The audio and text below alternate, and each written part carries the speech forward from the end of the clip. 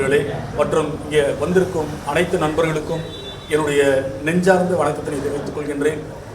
இன்றைய தேவையை குறித்து இப்படிப்பட்ட ஊடகங்கள் தான் ஆட்சி செய்து கொண்டிருக்கின்றது. ஊடகம் என்பது இப்போது நேற்று அல்ல, உலகத்தின் பல்வேறு நாடுகளில் ஆட்சி மாற்றத்தையும் ஒரு சமூக மாற்றத்தையும் நிகழ்த்தி கொண்டிருக்கிற ஊடகங்கள். 1895ஆம் ஆண்டு மாமனிதன் லெனின் அவர்கள் ரஷ்யாவிலிருந்து நாடு கடத்தப்பட்டு சைபீரியாவுக்கு சென்ற பிறகு சைபீரியாவிலிருந்து 1900 ஆண்டு மீண்டும் ரஷ்யாவிற்கு வந்து அவர் தொடங்கிய இந்த ஸ்பார்க் என்ற அந்த ஊடகம்தான் ஜார் புரட்சியை தோற்கடித்தது. அந்த ரஷ்ய புரட்சிக்கு அடிப்படையாக அந்த ஸ்பார்க் இருந்தது. அதே போல இந்த பாசம் ஸ்பார்க்கை போல ஒரு மாபெரும் மாற்றத்தை ஏற்படுத்தும் என்ற நம்பிக்கை இருக்கின்றது. அந்த நம்பிக்கையின் அடிப்படையிலே இவர்கள் செயல்படுவார்கள். இன்றைய நேரம் மிகவும் இக்கட்டான நேரத்தில் இவர்கள் துவங்கி இருக்கின்றார்கள். எப்படி இது சமன்படுத்துவது என்பதிலே அவர்கள் நிறைய காலத்தை செலவிட வேண்டும். நாம் யார் பக்கம் இருக்கின்றோம் என்பது மிக முக்கியமான ஒரு காலகட்டம். ஏனென்றால் நான் நடுநிலையோடு இருக்க போகிறேன் என்றால் நிச்சயமாக அது ஊடகமாக இருக்க முடியாது. நீ இந்த பக்கம் இருக்கிறீர்களா அந்த பக்கம் இருக்கிறீர்களா என்றதை முடிவு செய்ய வேண்டும். நடுநிலையோடு ஒரு பத்திரிகையை நடத்த முடியாது. நடுநிலை என்பது மிக மோசமான ஒரு வார்த்தை. நீங்கள் விவிலியத்தில் எடுத்துக்கொண்டீர்கள் என்றால் விவிலியத்தில் ஒரு வார்த்தை இருக்கின்றது. நீ வெம்மையாகவும் இல்லாமல் குளிராகவும் இல்லாமல் வெதவெதப்பாக இருந்தால் உன்னை கக்கி போடுவேன் என்ற ஒரு வார்த்தை. ஆக ஒன்று வெம்மையாக இருக்க வேண்டும், இல்லாவிட்டால் குளிராக இருக்க வேண்டும். இந்த இடைப்பட்ட நிலை என்பது ஊடகத்திற்கான சரியான தர்மமாக இருக்காது என்று நினைக்கின்றேன். இவர்கள் தொடர்ந்து நடத்த வேண்டும். எல்லா காலகட்டத்திலும் தம்பி நந்தகுமார் அவர்களோடு நாங்கள் துணை நிற்போம். தொடர்ந்து செயல்படுங்கள், வெற்றி பெறுங்கள். இது ஊடகம் என்பது இன்று வெறும் சேவை கிடையாது, இது லாப நோக்கு நடத்தப்படுகின்ற ஒரு நிறுவனமாகும். ஆகவே லாபத்திற்கும் இணைந்து என்ன செய்ய முடியுமோ குறைந்தபட்சம் ஒரு 20 விழுக்காடு இந்த மக்களுக்காக பயன்பட்டால் அதுவே பெரிய பேரு தான்.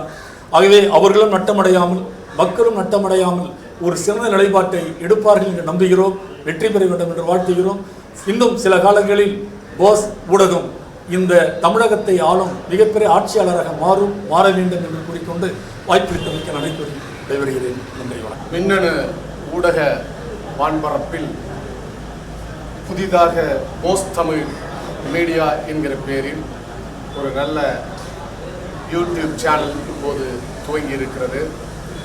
தமிழ் கூறும் பெருநிலத்தில் பெரும் அதிர்வலைகளை உண்மையை தேடி அதனுடைய வேட்கையை தொடர்ந்து அது மேற்கொள்வதற்கு என்னுடைய நெஞ்சம் நிறைந்த பாராட்டுக்களை வாழ்த்துக்களை தெரிவித்துக் கொள்கிறேன். ஊடகம் என்றாலே பக்கச்சார்பை பற்றி பேசுவார்கள். ஆனால் உண்மையின் பக்கம் நின்றுதான் ஒரு ஊடகம் செயல்பட முடியும். அது மக்களுக்கானதாக இருந்தால்தான் அது ஊடகமாக இருக்க முடியும். எனவே உண்மையின் பக்கம் மக்களின் பக்கம் நின்று தன்னுடைய கருத்துக்களை இது முன்வைக்க வேண்டும் என்ற விருப்பத்தை தெரிவித்துக் கொள்கிறேன். இந்திய பத்திரிகை துறையினுடைய தந்தை ஜேம்ஸ் அகஸ்டஸ் ஹிக்கி. எல்லாவற்றிற்கும் தந்தை இந்தியர்களாக இருப்பார்கள். ஆனால் பத்திரிகை துறைக்கு ஒரு ஆங்கிலேயர் தான் தந்தை. ஏனென்றால் ஆங்கில ஏகாதிபத்தியத்தையே தன்னுடைய பேனாவால் கேள்வி கேட்டவன், அதனால் நாடு கடத்தப்பட்டவன். அந்த நன்றி உணர்ச்சியில் தான் விடுதலைக்கு பிறகு இந்திய பத்திரிகை துறையினுடைய தந்தையாக ஜேம்ஸ் அகஸ்டஸ் ஹிக்கியை நாம் பாராட்டுகிறோம், அவரைத்தான் போற்றுகிறோம். அவர் நடத்திய அதே வழியில் இந்தியாவில் தமிழ்நாட்டில் ஊடகங்கள் பயணிக்க வேண்டிய கட்டாயம் வருகிறது. ஏனென்றால் உண்மையும் பொய்யும் இன்றைக்கு செய்திகளாக மாறுகிறது. பொய்மையில் மத்தியிலே நாம் புழங்கிக் கொண்டிருக்கிறோம். எனவே அந்த பொய்மையை தோலுரிக்கிற உண்மையை வெளியே கொண்டு வர வைக்கிற மாபெரும் மக்கள் பணி ஊடகத்திற்குத்தான் இருக்கிறது.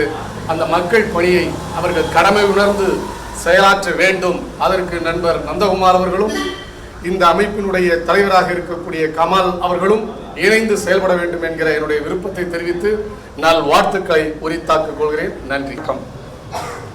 போஸ் தமிழ் மீடியா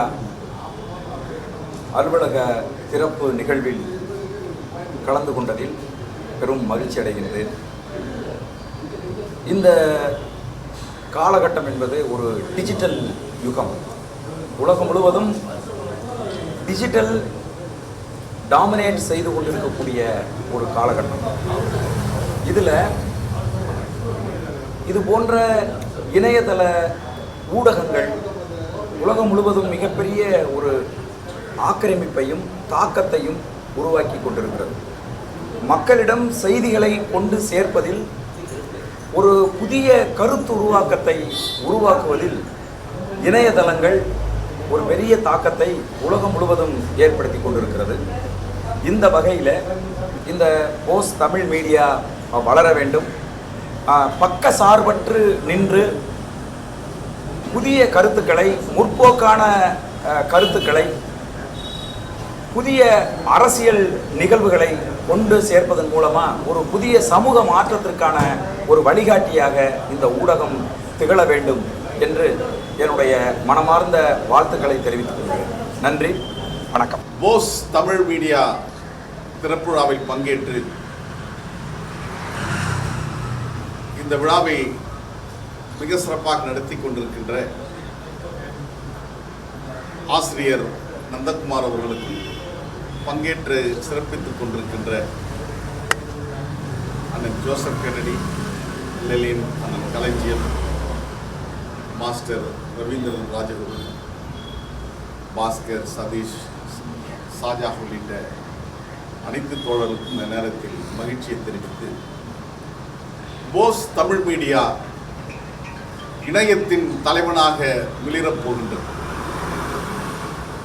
போஸ் என்று சொன்னாலே அது தலைவனாகத்தான் இருக்க முடியும் என்பதை போன்றுதான் இணையத்தில் தலைவனாக மிகப்பெரிய சாதனை சரித்திரத்தை நிகழ்த்திருக்கின்ற போஸ் தமிழ் மீடியா திறப்பு விழாவில் பங்கேற்று கலந்து கொள்வதில் மிகுந்த மகிழ்ச்சியும் வாழ்த்துக்களையும் சொல்லிக்கொள்ள கடமைப்பட்டவனாக நின்று கொண்டிருக்கின்றேன். அனைவருக்கும் வணக்கம். இன்று ஒரு சிறப்பான நாள். போஸ் தமிழ் மீடியா என்ற ஒரு நிறுவனம் இன்னைக்கு துவங்கப்பட்டிருக்கு. இதில் நல்ல இந்த யூடியூப் சேனல்ஸ் மிக சிறப்பாக ஒரு 10 வருடம் அனுபவம் உள்ள நந்தகுமார் அவர்கள் இதுக்கு ஒரு இயக்கமாக வந்திருக்காரு. அவருக்கு நிறைய அனுபவம் இருக்குது.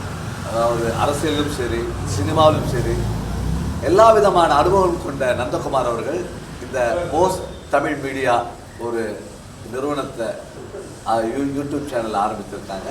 இந்த சேனல் வெற்றியடைய என்னுடைய மனதார வாழ்த்துக்களை தெரிவித்துக் கொள்கிறேன். நன்றி, வணக்கம்.